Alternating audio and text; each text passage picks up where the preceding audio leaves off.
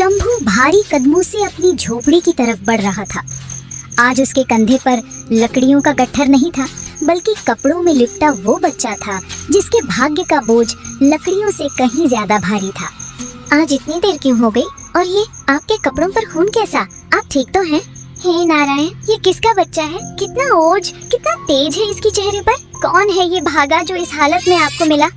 आज से ये हमारा बेटा है राधा। जंगल में इसके माता पिता को जंगली जानवरों ने मार डाला।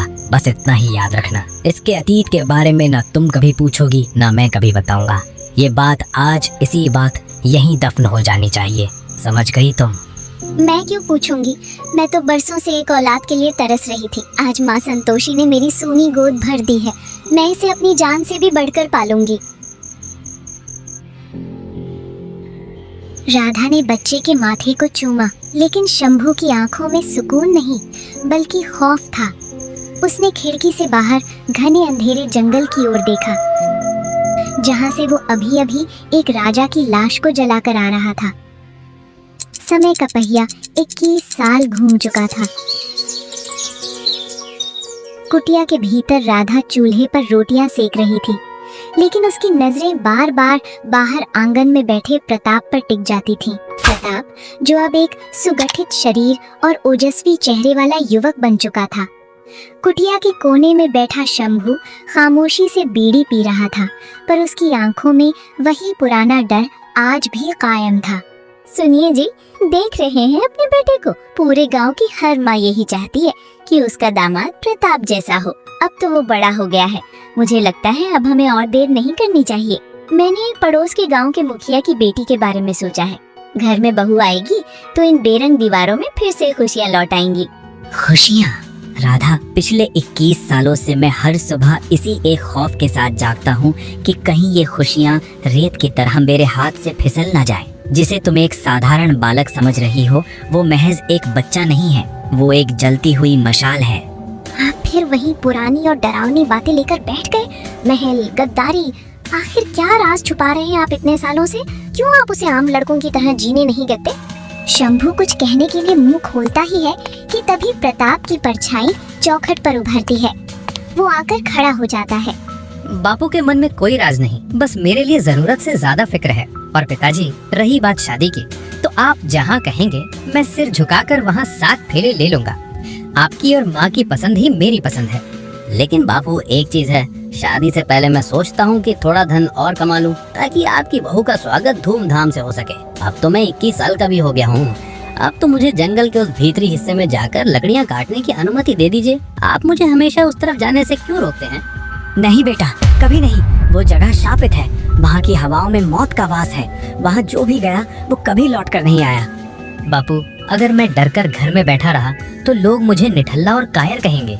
अगर आप नहीं ले जाएंगे तो मैं खुद अपना रास्ता ढूंढ लूंगा, पर आज मैं रुकने वाला नहीं हूँ। शंभू जानता था कि अब प्रताप को रोकना मुमकिन नहीं है। जिस तूफान को उसने 2 दशकों तक अपनी छाती में दबाकर रखा था, आज उसका बांध टूटने ही वाला था। नियति उसे उसी जगह वापस खींच रही थी जहाँ से ये कहानी शुरू हुई थी।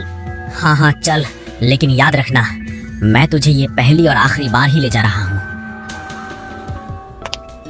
फिर वो दोनों जंगल की ओर चलने लगते हैं।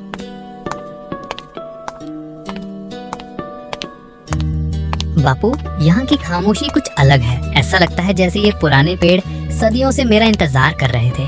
बापू, हम उस जगह के कितने करीब हैं? करीब नहीं बेटा, हम उस द्वार पर खड़े हैं जिसे मैंने सालों पहले बंद किया था।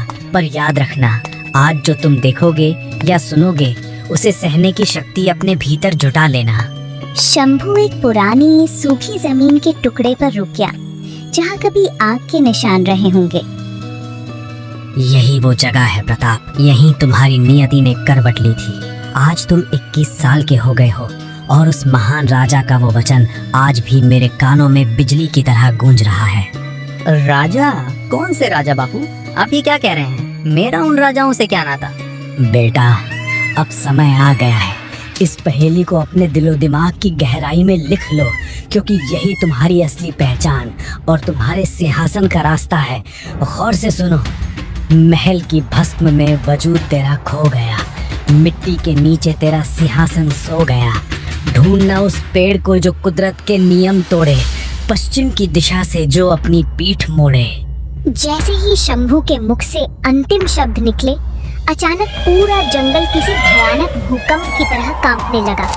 पक्षी शोर मचाते हुए आसमान में छा गए। जमीन से धूल और सूखी पत्तियों का एक विशाल बवंडर उठने लगा। आसमान का रंग पल भर में काला पड़ गया। बापू, ये क्या हो रहा है? ये अचानक इतनी भयानक आंधी कैसे आने लगी? बापू चलिए यहाँ से वापस चलते हैं। प्रताप, पहेली, उस पहेली को कभी मत भूलना। वही तुम्हारी ढाल है। भागो यहाँ से प्रताप, भागो। नहीं बापू, मैं आपको इस मौत के मुंह में छोड़कर कहीं नहीं जाऊंगा। अचानक वो धूल का बवंडर शंभू को अपने घेरे में ले लेता है और उसकी आंखों के सामने ही उसके पिता उस जादुई बवंडर के साथ गायब हो गए। बापू, बापू आप कहाँ हैं? ये कैसा मजाक है? सामने आइए बापू, मुझे बहुत डर लग रहा है। शंभू उस काली आंधी के साथ ओझल हो चुका था, लेकिन अपने पीछे वो एक अधूरी पहेली और हजारों अनसुलझे सवाल छोड़ गया था। प्रताप, जो खुद को अब तक एक मजबूत लकड़हारा समझता था, आज कुदरत के इस माया जाल के सामने खुद को लाचार महसूस कर रहा था। तभी भागते भागते उसकी नजर एक विशाल और प्राचीन बरगद के पेड़ पर पड़ी, जिसके नीचे एक सिद्ध साधु ध्यान मुद्रा में विराजे थे। हे महात्मा, क्या आपने मेरे बापू को देखा है? अभी यहाँ एक भयानक बवंडर आया था। वे कहाँ चले गए? क्या आपने उन्हें कहीं जाते देखा? आओ राजन, तुम्हारी नियति ने तुम्हें सही चौखट पर पहुंचा दिया है। मैं तुम्हारा ही इंतजार कर रहा था। राजन बाबा, आप किसे राजा कह रहे हैं? मैं एक साधारण लकड़हारा हूँ, शंभू का बेटा। मुझे कोई राजपाट नहीं चाहिए, मुझे बस मेरे बापू चाहिए। शंभू, वो तो केवल एक मिट्टी का रक्षक था प्रताप, जिसने तुम्हें 21 साल तक दुनिया की खूनी नजरों से छुपाए रखा। पर बेटा, याद रखना, शेर की खाल पहन लेने से कोई भेड़ शेर नहीं बनती, और लकड़हारे के घर पलने से एक राजकुमार लकड़हारा नहीं बन जाता। प्रताप, तुम्हारा खून साधारण नहीं है। तुम्हारे पिता ने तुम्हें बचाने के लिए अपनी कुर्बानी दी। अब तुम्हारी बारी है। ये सब क्या है? क्या बकवास कर रहे हैं आप? पुत्र, अभी शोक मनाने का वक्त नहीं है। शंभू को उस बवंडर ने नहीं, बल्कि उस काल तांत्रिक की काली माया ने खींचा है, जो तुम्हारे वंश का पुराना दुश्मन है और आज भी तुम्हारे विनाश की ताक में है। अगर तुम शंभू को बचाना चाहते हो तो तुम्हें अपनी योग्यता सिद्ध करनी होगी। बाबा, मैं अपने पिता को बचाने के लिए कुछ भी करूँगा। आप सिर्फ रास्ता बताइए। यहाँ से 1 कोस दूर नील सरोवर है। वहाँ एक ब्रह्म कमल खिलता है। वो कोई साधारण पुष्प नहीं, बल्कि दिव्य शक्तियों का स्रोत है। उसे तोड़ लाओ, तभी मैं तुम्हें उस तांत्रिक के ठिकाने तक पहुँचने का मार्ग दिखाऊंगा। मैं अभी जाता हूँ बाबा। अगर मेरे बापू की जान उस फूल में है तो मैं उसे पाताल से भी निकाल लाऊंगा। रुको, वो सरोवर जितना शांत दिखता है, उसके भीतर उतना ही बड़ा खतरा है। अपनी इंद्रियों को वश में रखना, क्योंकि वहाँ तुम्हारी शारीरिक शक्ति नहीं, बल्कि तुम्हारी आत्मा और बुद्धि की परीक्षा होगी। प्रताप निकल पड़ा एक ऐसी यात्रा पर जहां मौत हर कदम पर उसका इंतजार कर रही थी। जैसे ही प्रताप ने किनारे पर पहुंचकर पानी की ओर हाथ बढ़ाया, सरोवर का पानी अचानक उबलने लगा। बुलबुले उठने लगे और एक जोरदार गर्जना हुई। देखते ही देखते पानी को चीरता हुआ एक विशालकाय भयानक जल राक्षस बाहर निकला। ठहर जा मूर्ख मानव, तेरी ये जुर्रत कि तू काल वृक्ष के रक्षक की अनुमति के बिना इस दिव्य पुष्प को छुए। ये ब्रह्म कमल कोई साधारण खिलौना नहीं, ये राजसी पुष्प है। इसे वही स्पर्श कर सकता है जिसकी रगों में शुद्ध राजसी रक्त हो। बता, तू यहाँ अपनी मौत को निमंत्रण देने आया है या अमर होने का लोभ तुझे यहाँ लाया है? मुझे ना अमर होने का मोह है, न ही मैं यहाँ किसी लालच के वशीभूत होकर आया हूँ। मेरे पिता की जान संकट में है और एक सिद्ध पुरुष के आदेश पर मैं ये भेंट लेने आया हूँ। अगर रास्ता छोड़ दोगे तो ये तुम्हारी भलाई होगी, वरना मैं अभी तुम्हारा अंत कर दूंगा। साहस तो तुझमें किसी प्रतापी राजा जैसा है।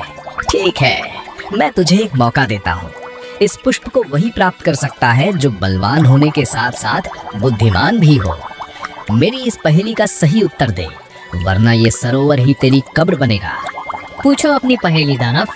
वह क्या है जो जन्म लेते ही उड़ने लगता है, बिना पंखों के बादलों को चूमता है? जितना वो ऊपर जाता है उतना ही वो रोता है, पर जब वो मरता है तब सब खुश होते हैं। प्रताप शांत हो गया। उसने एक पल के लिए सरोवर की सतह को देखा, फिर आकाश की ओर उड़ते बादलों को। उसके चेहरे पर समझदारी की एक मंद मुस्कान उभरी। इसका उत्तर अत्यंत सरल है दानव। इसका उत्तर है धुआं। धुआं पैदा होते ही आकाश की ओर उड़ता है, बिना पंखों के बादलों तक पहुंच जाता है। जैसे जैसे वो ऊपर जाता है वातावरण को धुंधला कर देता है, और जब धुआं मर जाता है यानी आग बुझ जाती है और भोजन पककर तैयार हो जाता है, तब सब खुश होते हैं। अद्भुत! तुम्हारी तीक्ष्ण बुद्धि ने प्रमाणित कर दिया कि तुम केवल एक लकड़हारा नहीं बल्कि एक उच्च कुल के राजपुत्र हो। जा राजन, ले जा ये कमल। प्रताप जैसे ही ब्रह्म कमल को छूता है, पूरा जंगल एक दिव्य सुनहरी रोशनी से भर जाता है। प्रताप उस पुष्प को लेकर बिजली की गति से वापस साधु के पास पहुंचता है। बाबा देखिए, मैं वो दिव्य पुष्प ले आया। अब मुझे बताइए मेरे बापू कहाँ हैं? शाबाश प्रताप, तुमने पहला पड़ाव पार कर लिया है। अब अंतिम युद्ध का समय समीप है। इस कमल की शक्ति को अपने पास रखो और उस ओर बढ़ो जहां नियति तुम्हें पुकार रही है। पर याद रखना, महल की भस्म में वजूद तेरा खो गया, मिट्टी के नीचे तेरा सिंहासन सो गया। ढूंढना उस पेड़ को जो कुदरत के नियम तोड़े, पश्चिम की दिशा से जो अपनी पीठ मोड़े। यही पहेली, यही तो मेरे बापू ने गायब होने से ठीक पहले कही थी। बाबा आखिर इसका संकेत किस ओर है? इसका अर्थ तुम्हें वो विचित्र पेड़ ही बताएगा। जाओ प्रताप, आगे बढ़ो, तुम्हारा साम्राज्य तुम्हारा इंतजार कर रहा है। प्रताप घने और डरावने जंगल में अकेला आगे बढ़ रहा था। हवाओं में एक अजीब सी सिसकारी थी, जैसे कोई अदृश्य शक्ति रो रही हो। सन्नाटा इतना गहरा था कि प्रताप को अपनी ही धड़कनें साफ सुनाई दे रही थी। तभी झाड़ियों को चीरते हुए वो एक ऐसी जगह पहुंचा जहां प्रकृति के सारे नियम उल्टे पड़ रहे थे। सामने एक विशाल, काला और डरावना बरगद का पेड़ खड़ा था। ये कैसे संभव है? सूरज पश्चिम में है और परछाई भी पश्चिम की ओर। यही तो वो पहेली थी। ढूंढना उस पेड़ को जो कुदरत के नियम तोड़े, पश्चिम की दिशा से जो अपनी पीठ मोड़े। यही है वो जगह, यही है मेरे बापू तक पहुंचने का रास्ता। जैसे ही प्रताप ने उस पेड़ के तने को छुआ, एक गड़गड़ाहट हुई और तने के बीचों बीच एक गुप्त द्वार खुल गया। भीतर से सुनहरी और डरावनी रोशनी का मिश्रण निकल रहा था। प्रताप ने साहस जुटाया और गुफा के भीतर कदम रखा।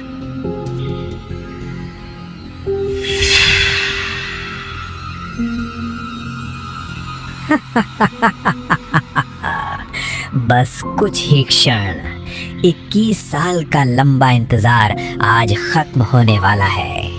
इस पाषाण मूरत के भीतर सोया हुआ राजसी रक्त अब मेरे मंत्रों की शक्ति से जागेगा। इस मूरत के गर्भ से मेरा पुत्र जन्म लेगा, एक ऐसा अजय दानव जो कभी नहीं मरेगा और पूरी दुनिया पर मेरा साम्राज्य होगा। ओ लकड़हारे, उठ जा, देख, आज ये करिश्मा तू अपनी आंखों से देख। जिसे तूने सोचा था कि तूने बचा लिया, उसे तू ही मेरे पास खींच लाया। उस दिन जब राजा की चिता जल रही थी, मैंने अपनी आंखों से तेरा पीछा किया था, पर मुझे इंतजार था इस महासंगम का, जब वो बालक 21 साल का हो जाए और उस पहेली को उसी पवित्र मिट्टी पर दोहराए। तेरी उस एक भूल ने मेरा काम आसान कर दिया। नहीं, मुझे मार डाल तांत्रिक, मुझे भस्म कर दे, पर उस निर्दोष बच्चे को छोड़ दे। उसने तेरा क्या बिगाड़ा है? वो मेरा दुश्मन नहीं, वो तो मेरी कुंजी है।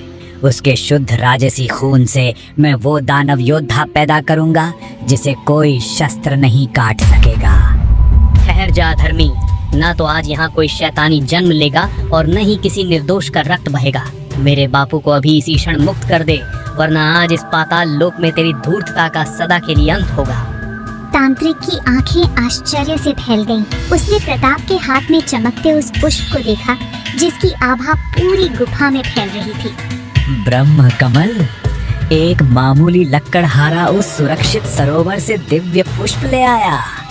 लेकिन ठीक है, मैंने भी कोई कच्ची तपस्या नहीं की है। नियति ने मेरा काम और आसान कर दिया। आज ये ब्रह्म कमल भी मेरा होगा और तेरा राजसी रक्त भी इसी वेदी पर चढ़ेगा। प्रताप, भाग जा बेटा, ये मायावी है, ये तुझे अपनी तांत्रिक शक्तियों से निगल जाएगा।